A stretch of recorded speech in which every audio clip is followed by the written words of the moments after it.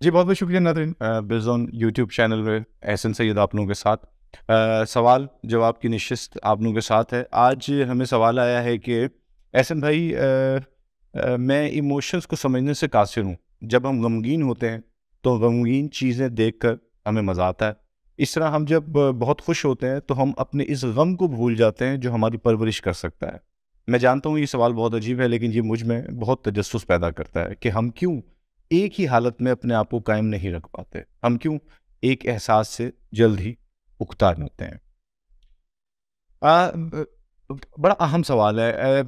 دیکھیں ہوتا پتہ ہے کیا ہے، ذرا میں اگر آپ کو یہ کہوں کہ آپ کے گھر میں ایک 2.5 کروڑ روپے کا شینڈیل لگا ہوا ہے، اب آپ مجھے بتائیے کہ اگر اس کی تار اور بجلی کا کنیکشن نہ ہو تو کیا وہ روشنی دے گا؟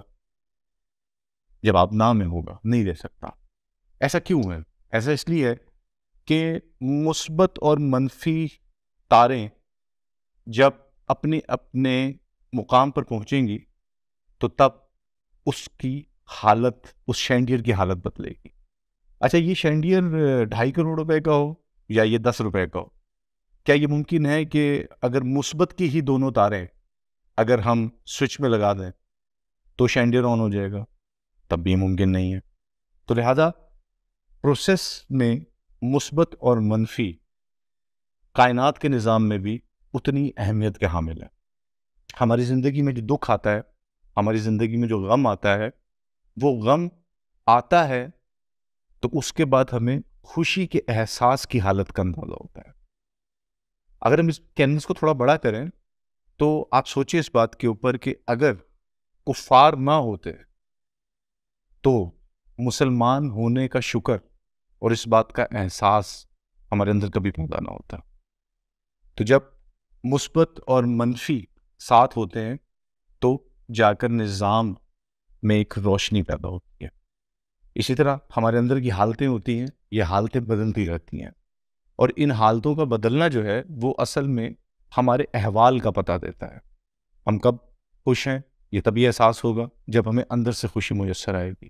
ہم کب اداس ہیں یہ ہمیں تب محسوس ہوگا جب ہمارے اندر ٹوٹ پھوٹ ہو رہی ہوگی، اور اس کے اثرات ماحول پہ بھی اثر انداز ہو رہے ہوتے ہیں۔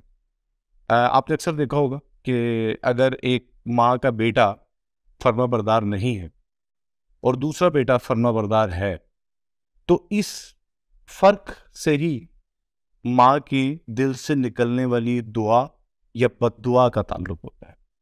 اسی طریقے سے ایک کلاس روم کے اندر ایک ٹیچر اور اس کے کئی بچے ہوتے ہیں، لیکن ان بچوں میں بہت کم بچے ایسے ہوتے ہیں جو ادب کی وجہ سے اس استاد کے قریب ہوتے ہیں۔ مثبت ہمیشہ وہ کام کرتا ہے جو دلوں میں سرایت کر جاتا ہے، اور منفی لوگوں کو دل سے بھی نکالتا ہے اور انسانوں کی محبت سے بھی باہر نکال دیتا ہے۔ بدقسمتی سے ہمارے معاشرے کے اندر منفی کی حالت بہت زیادہ پائی جاتی ہے۔